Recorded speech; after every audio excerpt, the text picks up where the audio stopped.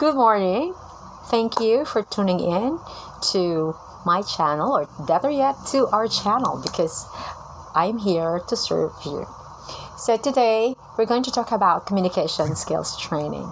So one expert said that communication is predominantly relational. So what is the meaning of that? Communication is not solely there for us to blurt out our ideas, for us to share all of our thoughts, all our feelings, and solely for us to express what we like. But predominantly, communication is supposed to develop understanding, to develop a relationship, to preserve relationship, to save relationship. So if you take a look at that paradigm, you'll be definitely seeing that communication is so beautiful, but it takes intention. Your intention should be, you have to, number one, set the stage that this communication will be for the other person. In other words, it should be for your receiver. So, as a very effective communication, or a better competent communicator, you have to make it sure that the receiver of the message, or your audience, or your readers, should always be of prime importance. That you know that you exist for your listener, for your receiver, or for your audience. So you are not just communicating to satisfy yourself, or just a show off of your greatness, or to tell them the contents of your brain. It is there for the other person. And if you take a look at the elements of communication mentioned by Laswell, you have the source, you have the message, you have the channel or the medium, you have the receiver, you have the effects, and other elements as proposed by other communication theorists. Most of the theories will be focusing much of the source, but other theories will be focusing on the receiver. So we'll look at the other paradigm we're in. We'll be focusing more of the receiver, because based on research, if you'll be focusing more on the receiver, you will be more effective and will be in that paradigm. So, how will you be very effective in your communication skills, especially if you're doing conversation? You'd like to develop your interpersonal relationships, your group communication, or if you're in class, let's just call it public communication, because you are in more than groups, or more than groups of people, or so let's just, or better yet, let's just call it group or class communication, or in public when you are conducting training, or maybe if you're using social media that has an immediate feedback, like you are doing live streaming. So the important thing is you first set the stage. So you have to let your audience know that you are there to listen to their needs. So how will you create that space? So once your receiver or the person you're talking to is speaking, you have to listen very actively. So the first evidence that you're listening actively to them is, number one, you give them more time to say their piece. So do not make them feel that you are hearing what they are saying and they'd like to proceed to another speaker. So once the person is speaking, allow him or her to shine. So if the student, if you're a trainee, or if the person you're talking with, whether it's your family, it's your friends, it's your special someone, you should make him or her feel that you have the time to listen to him or to her. So once he's speaking, you should, of course, if it's a face-to-face, you should nod. You should also face-to-face, or even if it's in a virtual class or you're conducting training now that it's pandemic, you can nod your head. You can do facial expression or facial movement, like you can show him that you're intently listening, or her that you're intently listening, by being shown and being evident in your facial expressions. If you'd like, you can also do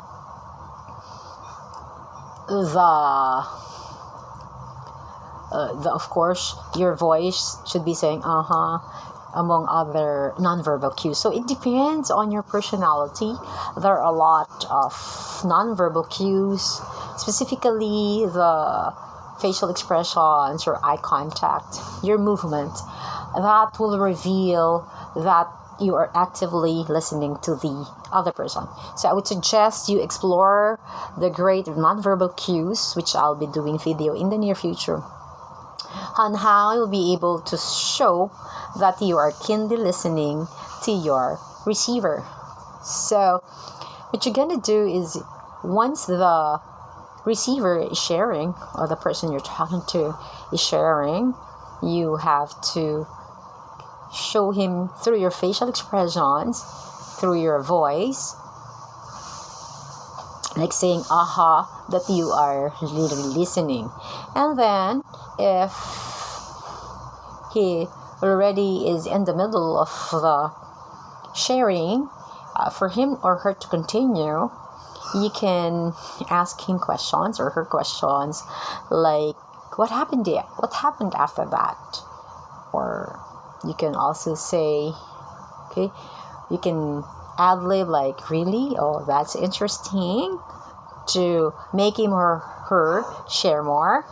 And if there are some words yet you think more elaboration, you can say, I appreciate, and that's something new. Would you like to share more about that word or about that feeling? So that the other person will be encouraged to share more.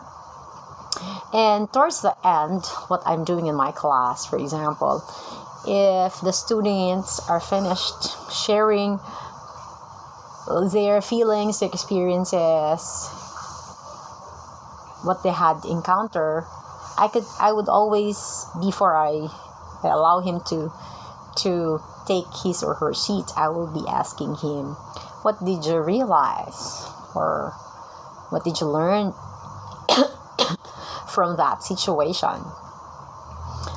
In that case, if you give a lot of time for the other person, you give him space to speak and a time to speak, you had a very great nonverbal cue, then the other person would know that he or she matters in class or in the conversation, and he will always be feeling good if he's in your class. And I believe that if that would be the case, the students or the person you're talking to or your loved ones will feel better every time he or she is talking to you. I have been in the communication industry for long, so when I was just a starting communicator, I thought that communication is solely about me. I realize that now that I'm in the decades already in the field of communication. Communication exists, not primarily for me, but it exists for me to give a chance to the other person. So I believe you'll be excellent if you in communication, if you'll have that perspective that communication is not about much of you. It's about giving joy to the other person,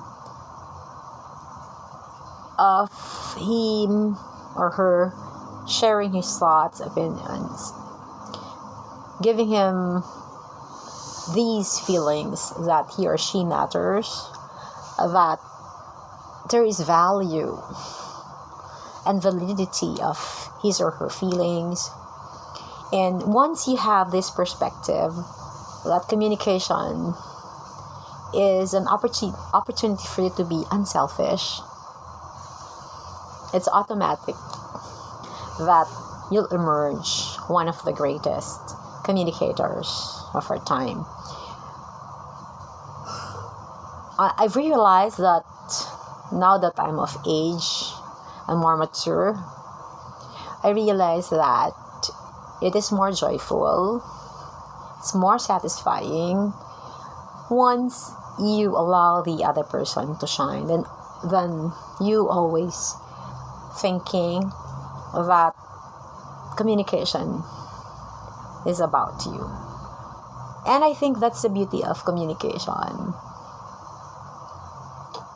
Once you allowed people to be the best of themselves, you even become better. You even like yourself more. You feel very excited every time you're communicating, because I think it's our human nature to be very good and to love other persons. Sometimes maybe because of our insecurities, of our pressures, and just to hasten things or to accomplish our task, we have this tendency to just say our piece, blurt out our opinions, and just cut some sentences of the people we're talking to so that we'll accomplish our goal. But at the end of the day, you will tell yourself, why is that I'm not happy? Why is that my relationships are not developing? Why is that my relationships are not progressing? Why is that I don't feel good? Maybe it's because God has created us to develop our relationships with other fellow human beings, to develop our communication skills within ourselves, or our interpersonal communication.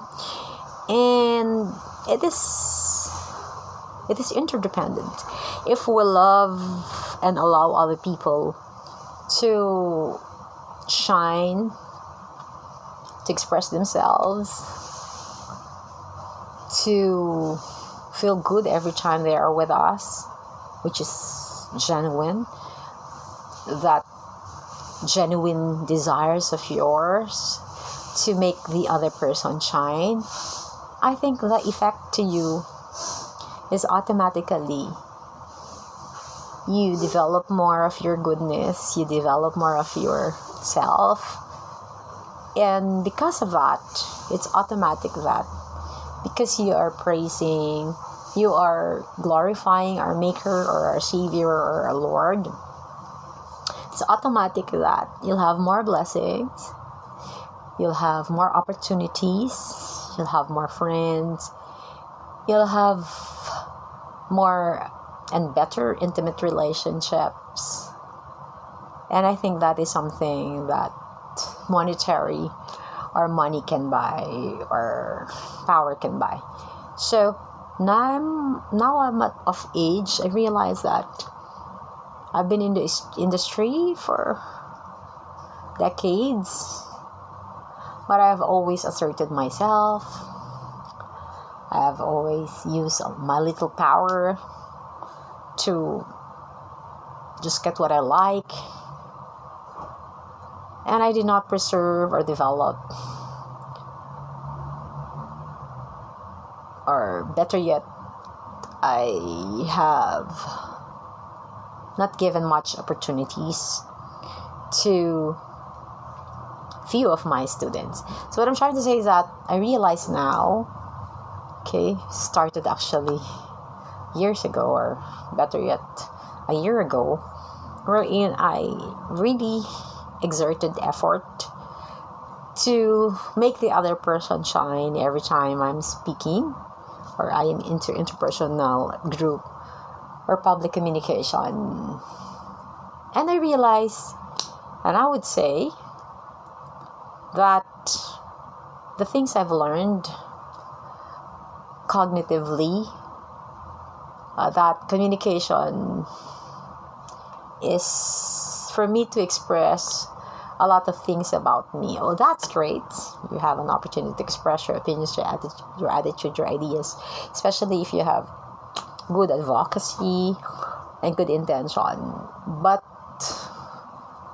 my goal now, as I grow older, and I discover that communication is really relational. My end goal now is every time I'm speaking, I could see a lot of great response from my students, to my child as well, to my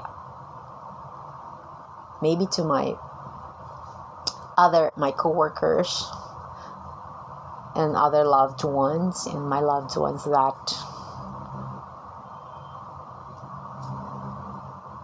that communication and an opportunity to listen to them is something that I'll be proud of as one of my greatest accomplishments. Not my master's degree, not my units in the PhD or doctorate, nor my administration or admin position before, but I think they developed me, they have helped me. But what I learned about communication skills is I have always to be listener oriented, I have always to be audience oriented, and I have to be intentional. That communication is not about me. It's about my listener. It's about my receiver. It's about my audience. It's about the others. It's not about me. So I think if you're writing a blog, you always be thinking, let's say you're doing your It's About Me page in your electronic portfolio.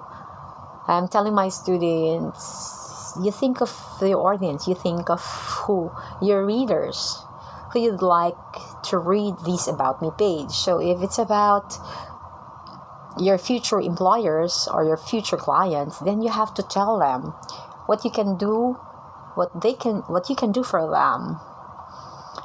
You can talk about their personality, your achievements, your training, your expertise. That's great. However, you will always be emphasizing in the beginning or in the middle that you can do these things for them. You can do these things for them. You can serve them. So in communication, there's always the end goal of satisfying a listener or a receiver, a reader, and their station will always be what's in it for me. WIIFM. What's in it for me? That's their wiring. So every time you are writing, doing communication, whether it's writing, speaking, you always have this end goal of who am I talking to? Who is my audience? Who are my audience? So if you'll have this end goal in mind, you even know the sociographics, the psychographics, the demographic profile of your audience, their preferences, their habits, their lifestyle. The more targeted your audience, the better you'll be. If you'll get to know who will be listening to you in a training, who are they? What are their likes? What are their dislikes? What are their habits? What are their lifestyle? What are their needs? What are their wants? If before your speaking engagements or you will be getting to know these information, I'm telling you, it will be impacting your training, your speaking engagement, your class. And it involves a lot of research. So you have to be ready in researching and doing a lot of preparations. And during the training, during your speaking engagements, during your workshops, during your class, you have to be fully engaged. Meaning that you should not be hurrying while they are talking and rushing them to speak, rushing them to give your ideas. If they are not ready, then you are there willing to wait. And then if they are speaking, you can do power pausing. You can pause. You can wait. You can pause. And pausing is one of the greatest secrets of great speakers and trainers. If you are speaking, if he is speaking, then do not rush. You can pause. They can pause. And do not be afraid, because silence is great, because there's a space between you and him or her, and that space should not threaten you, because it's not threatening. Yeah, maybe if you're a beginner, you're gonna be threatened, but as you go on, silence, pause, is an opportunity for you to breathe. It's an opportunity for your trainee, for your student to breathe. And it's not in that space, in that time, that you create a safer space, a safer environment, so that the sharer or the listener or the audience can feel safe with you. Every time they're speaking, they feel safe, that you are not compelling, you are not forcing them to share, but you are there giving enough time for them to organize their thoughts, to organize their ideas. And at the end of the day, if you always thinking of the other person, of your receiver, of your audience, as you go along, you'll be able to be feeling more competent as a communicator, as a speaker, as a writer. Because after all, life is not solely about us.